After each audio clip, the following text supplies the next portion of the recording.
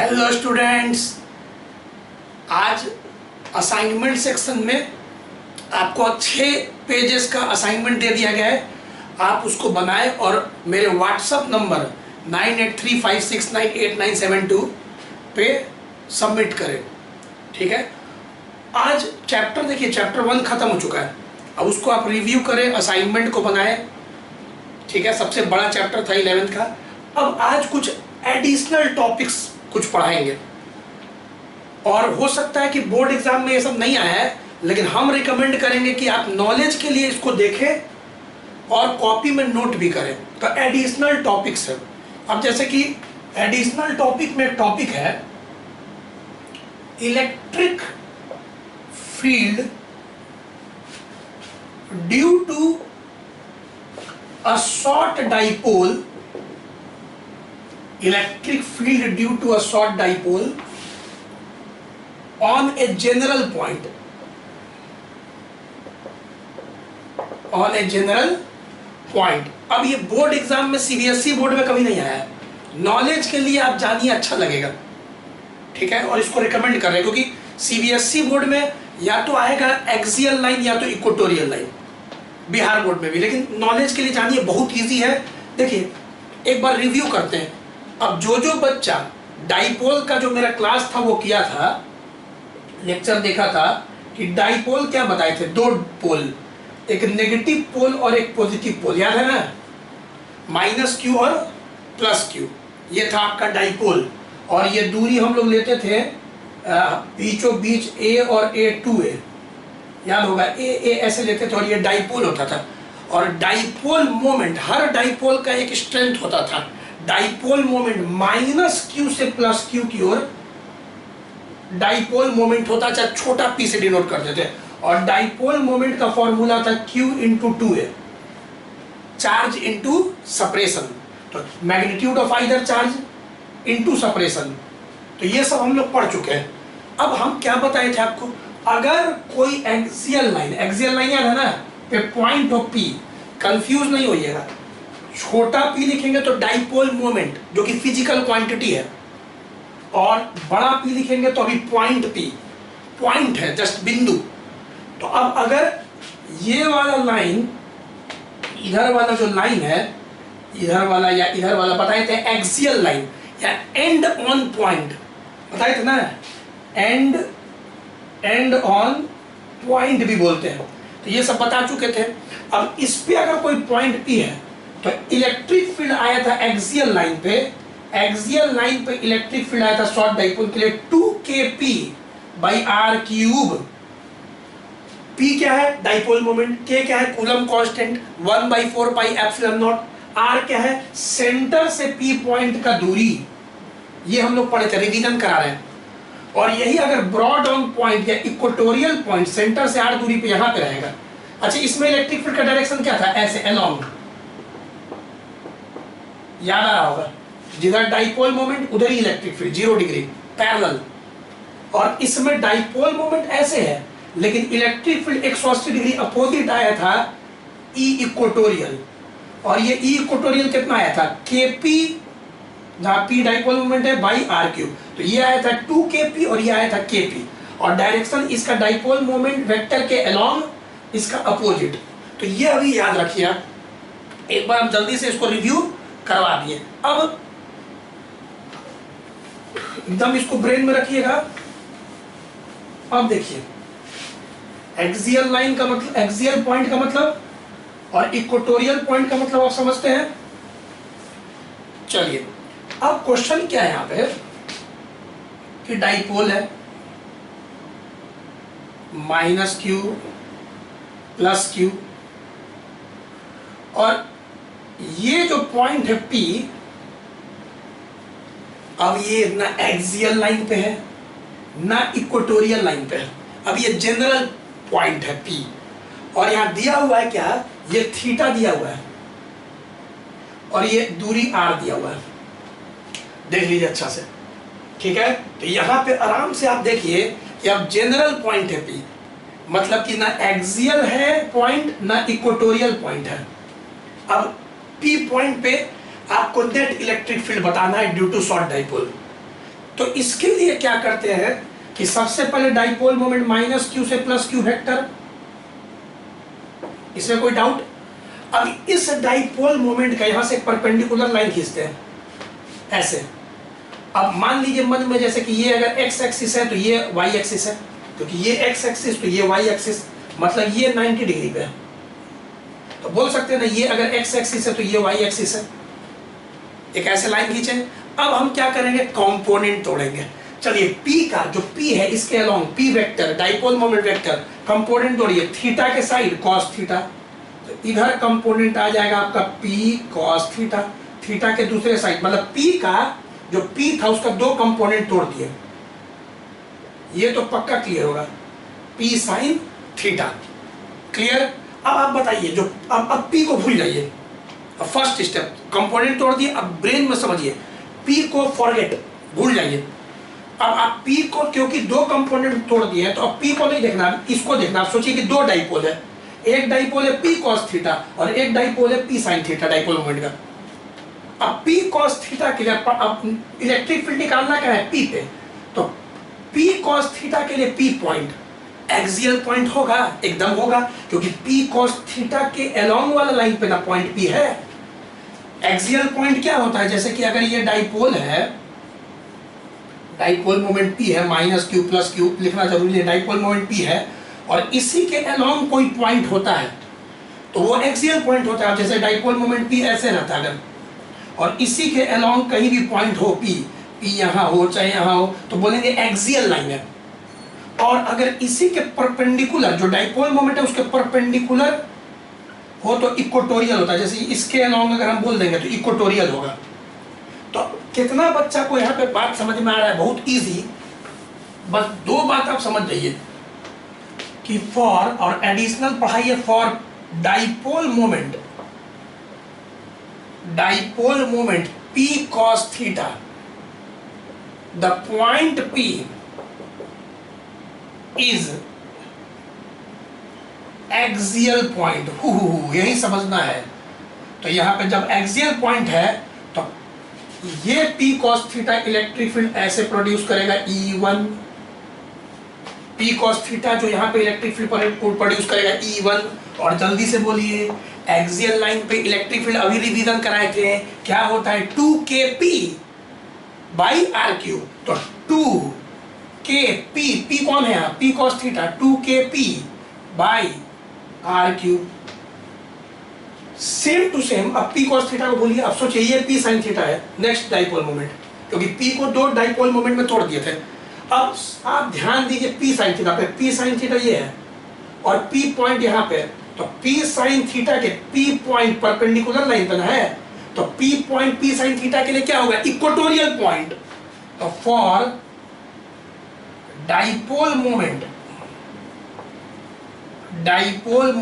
P sin theta, the point P is equatorial point. तो यहाँ पे हम लोग का, चलिए इक्वेटोरियल पॉइंट पे इलेक्ट्रिक फील्ड क्या था शॉर्ट डाइपोल के लिए KP बाई R3, ठीक है। तो KP, K अब P, यहाँ P कौन है, P sin theta, KP by R3। इसका डायरेक्शन याद रखिएगा 180 डिग्री, मतलब P sin थीटा ऐसे है तो ये अपोजिट होता है ऐसे। अभी रिवीजन में कराया कि कितना बार बोलवाइएगा भाई, minus Q plus Q, dipole moment ऐसे था तो इक्वेटोरियल पॉइंट पे आता था तो इसी डायरेक्शन में आता था, तो मान लेते हैं E1 एक्सियल लाइन पे, सॉरी एक्सियल लाइन पे आता था तो इसी पे, इक्वेटोरियल पे आता था तो ऐसे आता था ना डाइपोल मोमेंट के अपोजिट। अब 3-4 बार बोल दिया और पहले तो बहुत अच्छा से बोले हुए E2। अब अगर आपको E1 और E2 पता है तो वेक्टर से आप रिजल्टेंट नहीं प्राप्त कर लीजिएगा, रिजल्टेंट E। अगर आपको E1 का मैग्नीट्यूड पता है, E2 का तो पाइथागोरस थ्योरम से आप E का मैग्नीट्यूड नहीं पता कर लीजिएगा। तो सिंपल सा है, नॉलेज के लिए पढ़िए, मजा आ रहा है। तो सिंपल सा द नेट इलेक्ट्रिक फील्ड, ये दोनों बात हो गया। यहाँ पे करते हैं तीसरा line, the net electric field at P is, चलिए नेट इलेक्ट्रिक फील्ड इंटेंसिटी बताइए E पे, पाइथागोरस थ्योरम, E बराबर बेस और परपेंडिकुलर E2 है, ध्यान से देखिए। तो E1 वेक्टर पढ़े हैं, ऐसे निकालते हैं ना रिजल्टेंट। तो चलिए अब यहाँ से अंडर रूट, अब चलिए E1 का जब पूरा होल स्क्वायर करके रखिएगा और E2 का होल स्क्वायर करके रखिएगा, तो कितना स्टूडेंट देख रहा है, KP/R3, KP/R3 कॉमन निकाल लेते हैं पहले ही बाहर, KP/R3 बाहर निकाल लिए। तो अंदर क्या बचा भाई, E1 में KP/R3 बच गया, तो 2 का स्क्वायर 4 cos स्क्वायर थीटा, बहुत आसान। और KP/R3 तो हम कॉमन बाहर निकाल लिए, तो साइन स्क्वायर थीटा अंदर बच गया। अब थोड़ा सा भी मैथ्स पढ़े हैं तो पहले आप समझिए, KP/R3 को छोड़ दीजिए, अंडर रूट। चलिए एक बात बताइए, 4 cos स्क्वायर थीटा में एक cos स्क्वायर थीटा अलग कीजिए, ठीक है, तो क्या हो गया 3 cos square theta, 3 cos square theta हो गया। अब एक जो cos स्क्वायर थीटा है वो साइन स्क्वायर थीटा के साथ जुड़ के क्या हो जाता है 1, cos square theta plus sine square theta 1। इसी को ऐसे नहीं लिख सकते हैं, हो गया रिजल्ट, हो गया यार, हो गया रिजल्ट। मतलब 3 स्टेप समझना है, first step, second step, last step. यहाँ 3 लाइन में अच्छा से इसको नोट करिए, कोई डिफिकल्टी नहीं है, फिगर भी समझ में आ रहा है। इसको पॉज करके नोट करिए, अभी एक एंगल भी निकालेंगे, ठीक है। अब क्वेश्चन है कि ये जो नेट इलेक्ट्रिक फील्ड E आया, ये कितने एंगल पे आया E1 से, मान लीजिए फाइंड करना है अल्फा, नॉलेज के लिए पढ़ा रहे हैं, लीजिए अल्फा, ठीक है। तो अब अल्फा भी कैलकुलेट करना है, तो यहाँ पे जगह नहीं है, इसको रब करते हैं। E1 और E2 याद रखिएगा। E1 क्या आया था, KP cos theta by R3, 2 KP cos theta by R3, और E2 क्या आया था, KP sin theta by R3। अब चलिए अल्फा निकालना है, तो सबसे पहले अल्फा क्या है, let alpha angle made by net electric field, net electric field, जो कि ये नेट इलेक्ट्रिक फील्ड है, net electric field E1 E2 का resultant electric field by line, centre को O मान लीजिए, बाय लाइन OP। तो आप देख रहे हैं OP जो लाइन है, जो OP लाइन है, OP जो लाइन है उससे इलेक्ट्रिक फील्ड अल्फा एंगल बना रहा है ना, यही अल्फा हम लोग को निकालना है। तो चलिए मान लिए इतना, तो आप फिगर को देखिए, tan अल्फा, अभी सब खूब किए वेक्टर में आप लोग, इस ट्रायंगल में कितना बच्चा दिख रहा है, tan अल्फा, tan थीटा क्या होता है, परपेंडिकुलर बाई बेस। तो tan अल्फा परपेंडिकुलर, परपेंडिकुलर क्या है E2, अब बेस क्या है E1, तो T2 बाई E1। चलिए पहले E1 बोलिए, अभी पीछे यहाँ पे लिखा हुआ था, कॉपी में देखिए नोट किए होंगे, 2 KP cos theta by R3, और E2 यहाँ पे क्या लिखा हुआ था थोड़ा देर पहले, KP sin theta by R3। R3 cut गया, KP कट गया, ध्यान से देखिएगा, साइन बाई कॉस बचा, साइन बाई कॉस, 2 तो बचा, तो देखिए ना 2 तो बचबे किया, और sine theta by cos theta tan theta. ध्यान से देखिए, कॉपी लेके बैठिए, पेन लेके बैठिए, और कॉपी और पेन में करते जाइए। अब अल्फा tan उधर कीजिए, तो tan inverse tan theta by 2, ये आपका अल्फा एंगल भी आ गया, tan inverse tan theta by 2। तो क्वेश्चन में कितना चीज दिया हुआ था, 2 चीज दिया हुआ था, एक R दिया हुआ था, और एक थीटा दिया हुआ था, और एक डाइपोल मोमेंट दिया हुआ था। तो एक्चुअली 3 चीज दिया हुआ था, डाइपोल मोमेंट तो देगा ना यार, डाइपोल के बारे में डाइपोल मोमेंट देगा, R देगा, थीटा देगा। अब R देगा, डाइपोल मोमेंट P देगा, छोटा p, थीटा देगा, तो आपको नहीं हो जाएगा आराम से। अच्छा एक चीज और बताते हैं, मजा बहुत आएगा। अगर मान लीजिए यही पॉइंट P एक्सियल होता, यहां होता, अगर एक्सियल होता तो इसको उठा कैसे लाते, तो कितना बच्चा दिखता है, एक्सियल पे थीटा 0 हो जाता। ये पॉइंट P अगर घूमते घूमते यहाँ करवाइए, यहाँ आ जाता थीटा 0। अब रखिए थीटा 0, cos 0 क्या होता है, थीटा को 0 रखिए, cos 0 1 होता है, तो 1 + 3 क्या हो जाएगा 4, 4 का रूट 2, आंसर आ गया 2 KP बाई R3। मतलब कि अगर एक्सियल पॉइंट होता P तो वही रिजल्ट आता जो पढ़े थे 2 KP बाई R3। और अगर यही पॉइंट P यहाँ आता 90 डिग्री पे, परपेंडिकुलर बाइसेक्टर पे, रोटेट कीजिए, तो थीटा 90 हो जाता है। अब थीटा 90 रखिए 90, तो यहाँ cos 90 0, तो ये पूरा 0, √1 आ गया आंसर kp/r3, वही जो पढ़े थे इक्वेटोरियल लाइन में। अगर P पॉइंट यहाँ होता तो सीधे होता kp/r3। तो ये भी रिजल्ट आप चाहेंगे तो कंपटीशन में काम आता है, याद कर ले kp/r3 √1 + 3 cos स्क्वायर थीटा। और यहाँ पे भी आप अल्फा भी निकाल लिए, tan इनवर्स tan θ/2। यहाँ tan उन काट उठ मत दीजिएगा, ऐसा ही रहेगा ये मैथ्स का सिद्धांत है, ज़्यादा नहीं वहाँ गलती मत लगा दीजिएगा, जो वेक्टर पढ़े वो समझ रहे होंगे। चलिए नोट करिए इस टॉपिक को, आगे बढ़ेंगे। अब यहाँ पे एडिशनल टॉपिक 1 हो गया।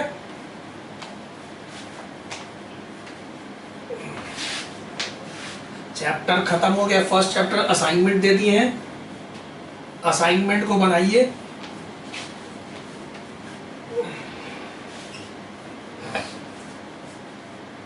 और याद रखिएगा सारा वीडियो चैप्टर 1 का 2 दिन में हट जाएगा, आप उसको नोट करें, क्योंकि अब चैप्टर 2 हम परसों से शुरू कर देंगे, परसों से शुरू कर देंगे चैप्टर 2, क्योंकि टाइम भी अब निकल रहा है, थोड़ा सा स्पीड बढ़ाना ही पड़ेगा।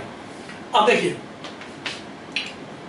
ये भी एक टॉपिक है जो कि स्कूल वगैरह केंद्रीय विद्यालय सब में आता भी है, मंथली में, बोर्ड में नहीं उतना है। Electric field intensity at A point on axis of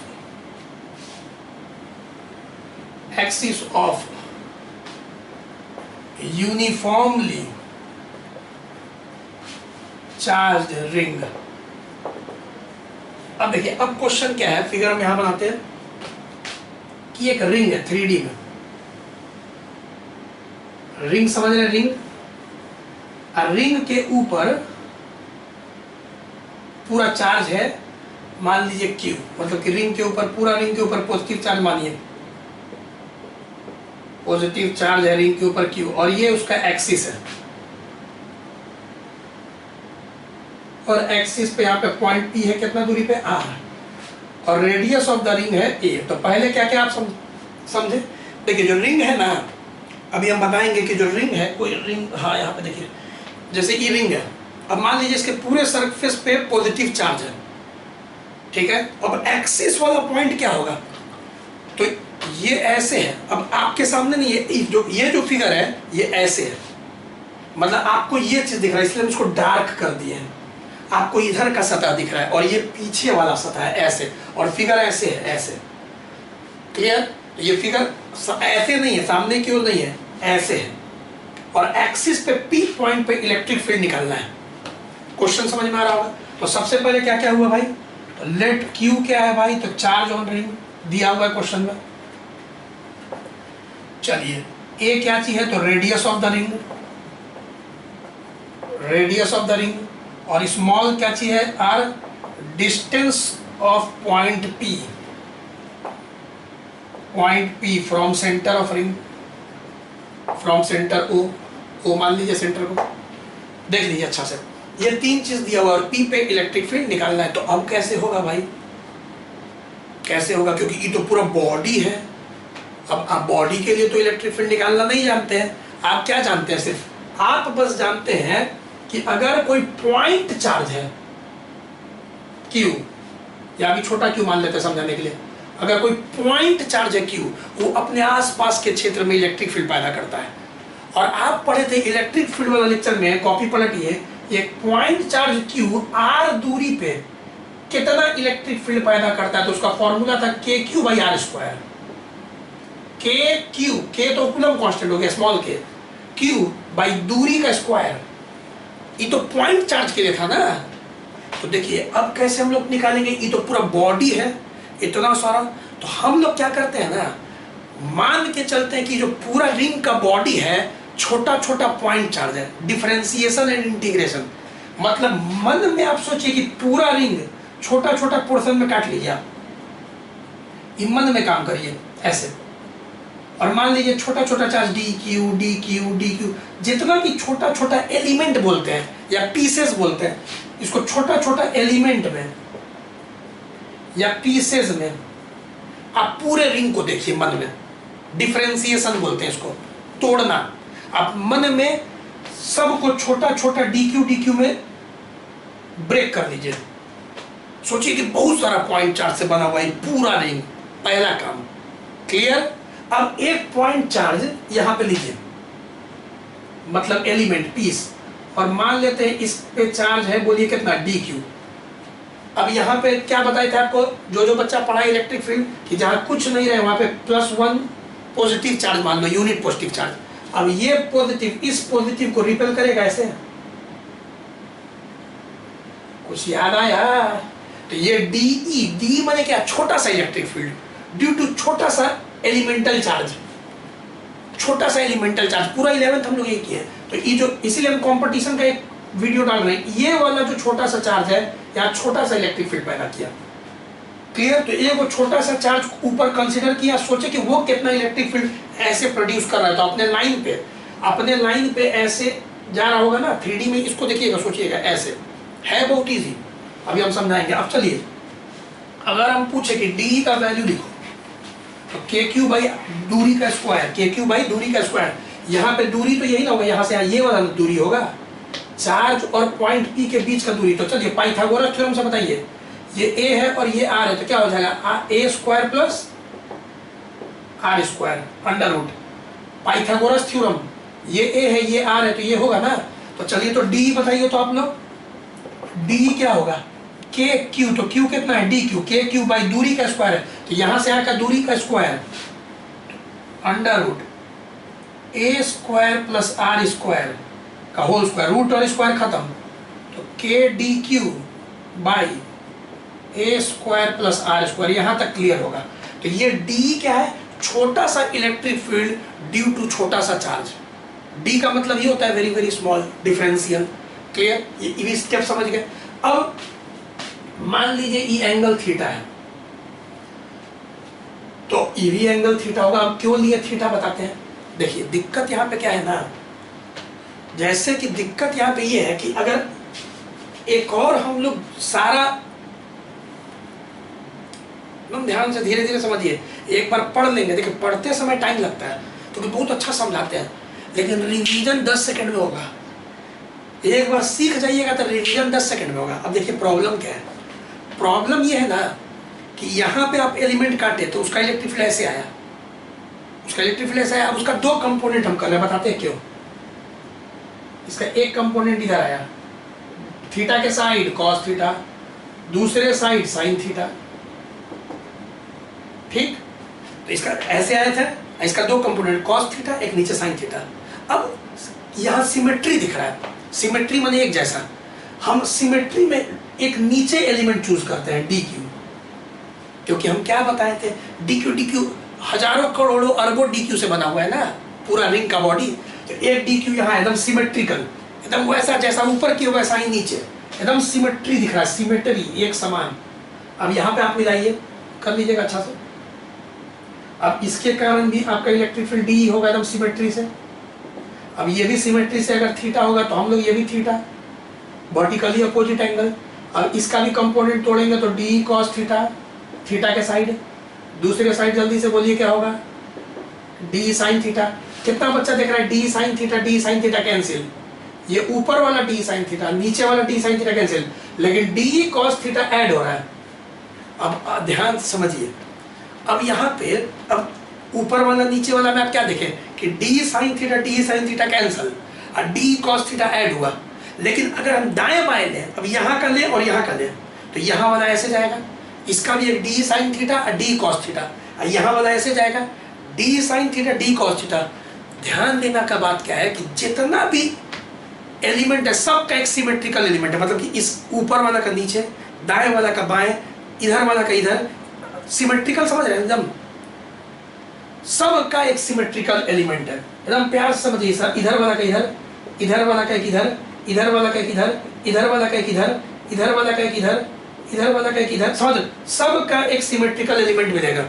अब उससे क्या फायदा, अब ये जो इलेक्ट्रिक फील्ड P पे पैदा करेगा दो ठो, एक D sin थीटा नीचे, एक D cos थीटा आपके तरफ, फिर नीचे वाला भी D sin थीटा ऊपर, D cos थीटा आपके ऊपर, D sin थीटा कैंसिल, फिर दाएं वाला भी वैसे ही दाएं वाला और बाएं वाला का डी साइन थीटा कैंसिल हो जाएगा, डी कॉस थीटा आपके तरफ। इसका मतलब जितना भी एलिमेंट होगा उस सब का D sine theta, D sine theta, D sine theta cancel, D sine theta, D sine theta cancel, D sine theta, D sine theta cancel, D sine theta, D sine theta cancel. मोर के पंख की तरह सोचिए, सारा D sine theta छितराया वैसे, सारा D sine theta cancel हो जाएगा और सब डी कॉस थीटा खुपच एक के डायरेक्शन में, D cos theta, D cos theta, D cos theta, D cos theta.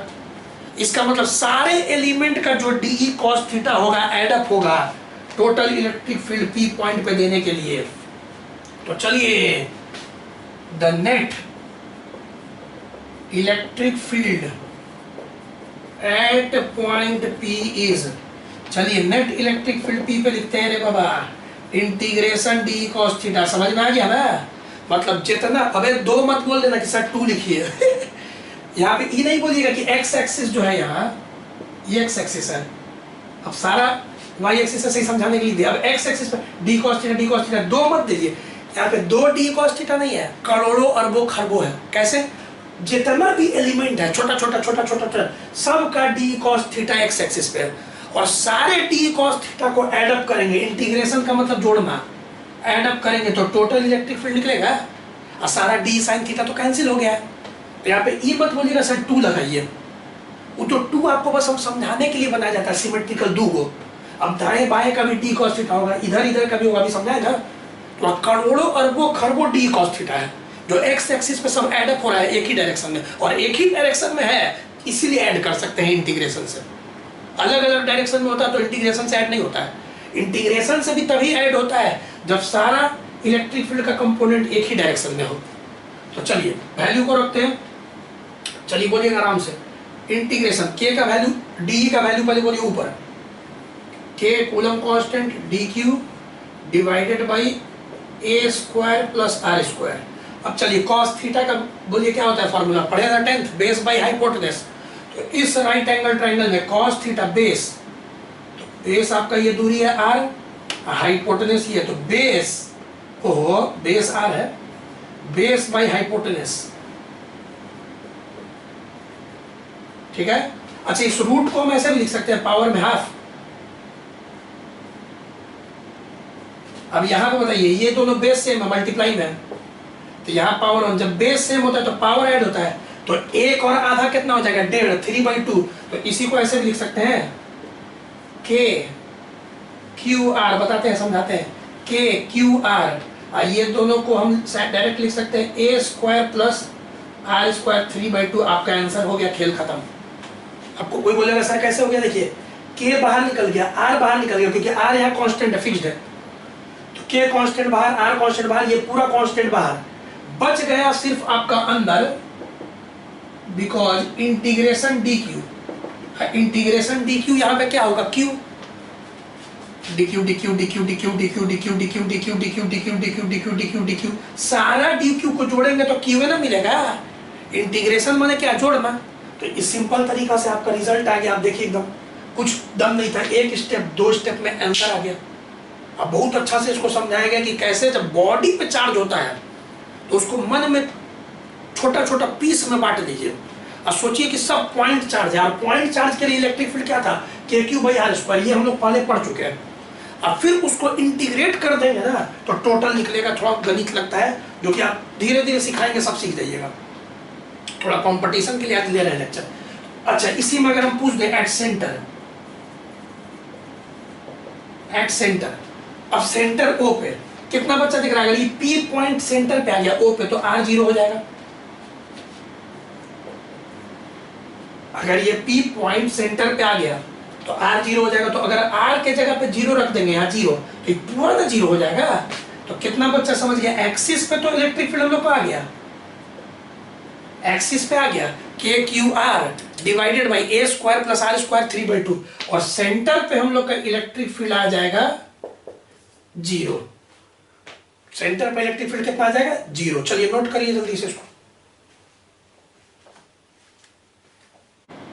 ठीक है। तो रिजल्ट आ गया ई एक्सिस, एक्सिस पे इलेक्ट्रिक फील्ड कितना आया, K Q R divided by A square plus R square का होल पावर 3/2, और सेंटर पे इलेक्ट्रिक फील्ड कितना आया, 0। सेंटर पे 0 अंडरस्टूड भी था कि अगर रिंग है और यूनिफॉर्मली चार्ज है सब तरफ से, और बोला जाए कि सेंटर पे इलेक्ट्रिक फील्ड कितना है, तो जाहिर सा बात है अगर आप इसको एलिमेंट के तौर पे देख रहे हैं तो सब इलेक्ट्रिक फील्ड एक दूसरा को कैंसिल कर देगा, और ये वाला पार्ट का इलेक्ट्रिक फील्ड ऐसे, ये वाला का ऐसे, सेंटर पे बोल रहे हैं, सेंटर पे इसका ऐसे, इसका ऐसे, इसका ऐसे, सब एक दूसरा को क्या कर रहा है, कैंसिल कर रहा है, और नेट इलेक्ट्रिक फील्ड सेंटर पे क्या आ रहा है, 0 आ रहा है। ठीक है, चलिए इसको भी अच्छा से नोट कर लीजिए, नोट करते ही जाए। और कंपटीशन वाले के लिए देखिए थोड़ा सा ये सब जानना भी जरूरी है, जो बच्चे कंपटीशन का भी तैयारी कर रहे हैं, कॉन्सेप्ट उनके लिए स्ट्रॉन्ग करना जरूरी है। मेडिकल में आईआईटी मेंस के लिए सब काफी है, सब एनसीईआरटी बेस्ड ही सवाल पूछता है। देखे होंगे इस बार नीट का भी जो एनटीए का डायरेक्टर है बोला है सारा क्वेश्चन नीट में, मेडिकल में एनसीईआरटी बेस्ड होगा। अभी 3 दिन पहले देखे होंगे एनटीए का डायरेक्टर का इंटरव्यू आप, लेकिन फिर भी कॉन्सेप्ट अच्छा रखे। अब देखिए जैसे क्वेश्चन हम पूछे कंपटीशन के लिए सब है, बोर्ड में इस तरह का सवाल नहीं आएगा, find electric force on point charge Q। अब देखिए क्वेश्चन सुनिए क्या है, एक पॉइंट चार्ज है Q और यहां पे एक रॉड है, रॉड, ठीक है, रॉड है, और इस रॉड पे पॉजिटिव चार्ज है। कंपटीशन का सवाल है, छोटा सा Q चार्ज है, कैपिटल Q चार्ज है, पूरा यूनिफॉर्मली डिस्ट्रीब्यूटेड है रॉड पे। तो रॉड तो भाई बॉडी हो गया, और इस रॉड का लेंथ है L और यूनिफॉर्म चार्ज है Q इसके ऊपर, और पॉइंट चार्ज से दूरी है A।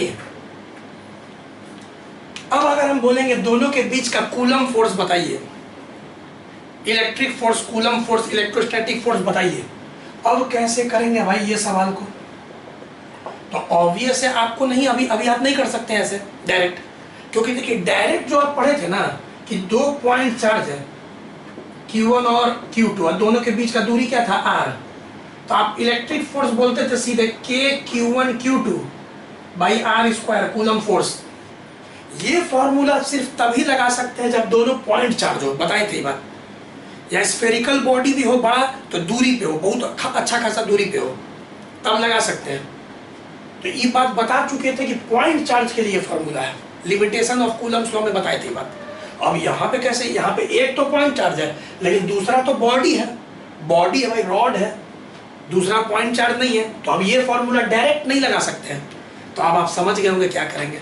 अब इस पूरे रॉड को छोटा छोटा पीस में बांट देंगे, एलिमेंट में बांट देंगे। एलिमेंट का मतलब फिजिक्स में पीस, छोटा छोटा पीस को एलिमेंट कहते हैं।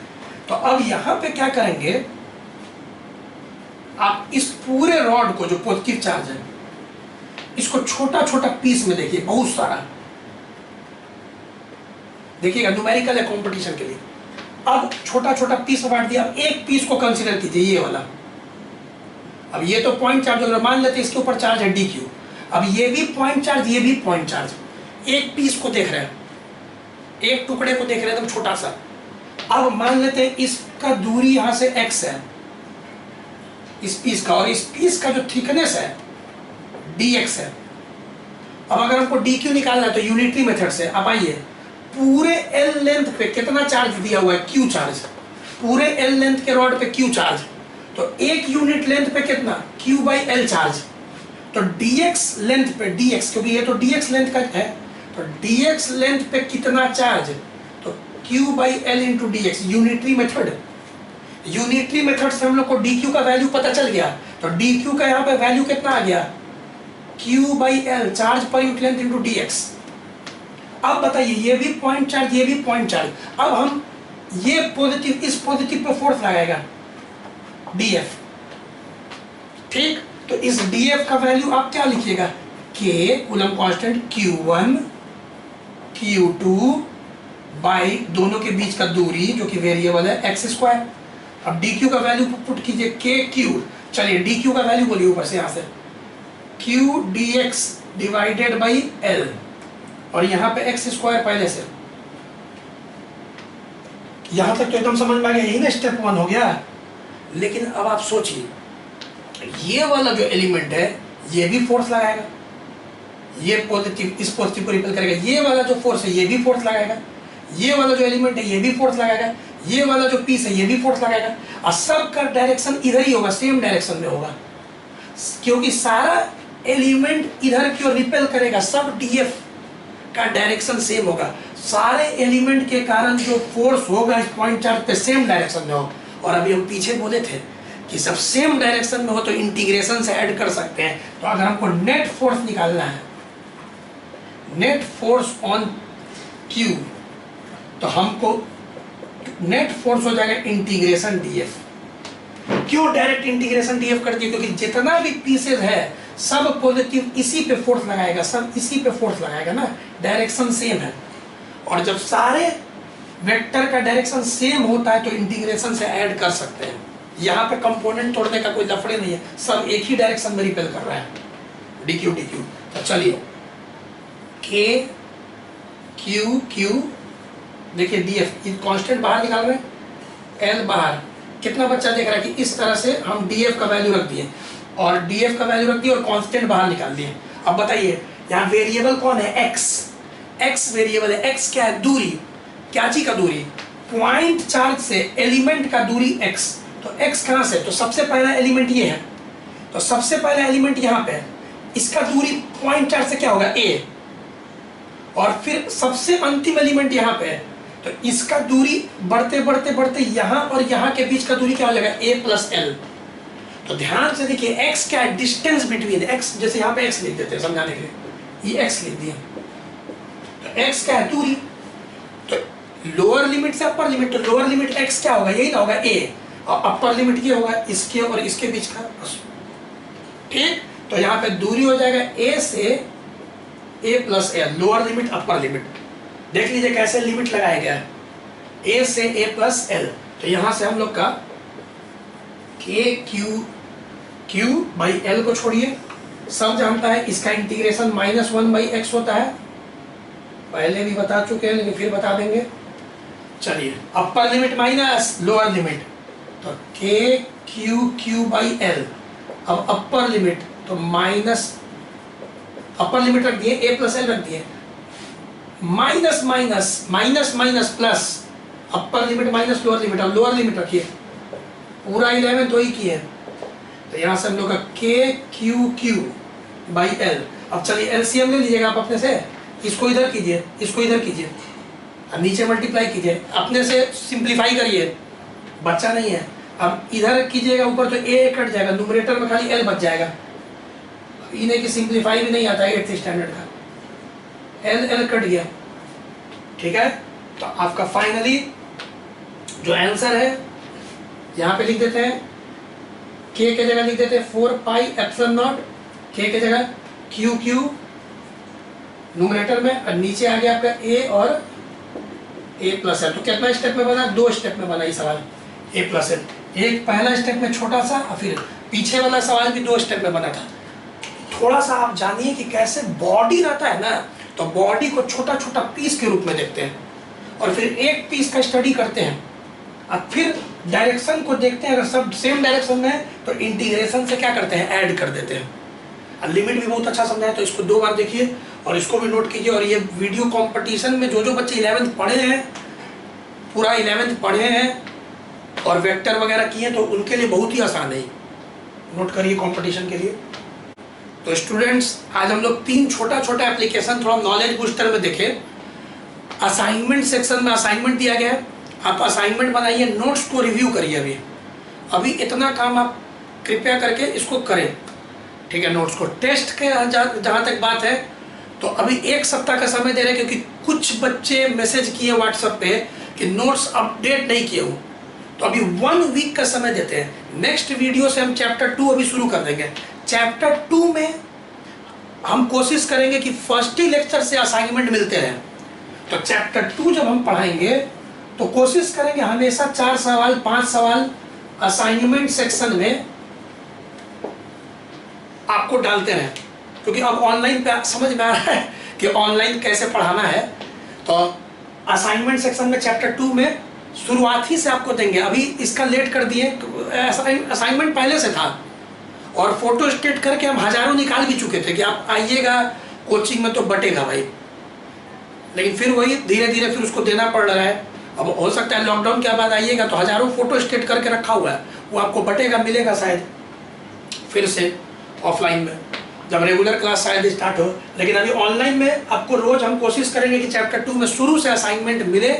आप उससे क्या होगा कि गो थ्रू करते रहिएगा चैप्टर 2 में शुरू से, आप नोट्स को रिव्यू करें, वीडियो को देखें और 2 दिन और दे रहे हैं, 3 दिन वीडियो अपडेट करें, चैप्टर 1 कंप्लीट कर दें और टेस्ट के लिए 1 वीक वेट करें। 1 वीक के बाद जो भी है वो आपको हम वीडियो के में सूचित करेंगे चैप्टर 2 जब पढ़ाएंगे कि टेस्ट कब होगा। अभी आप बस प्रिपेयर करें, ठीक है, और टेस्ट अभी ऑब्जेक्टिव ही होगा। और लॉकडाउन के बाद जब आप कोचिंग में आइएगा तब आपका सब्जेक्टिव टेस्ट होगा, ठीक है। और ऐसे भी बार बार बोलते हैं जनवरी में टेस्ट सीरीज भी होता है, ऐसे हम जैसे ही आइएगा हम टेस्ट ले लेंगे सब्जेक्टिव का, ठीक है।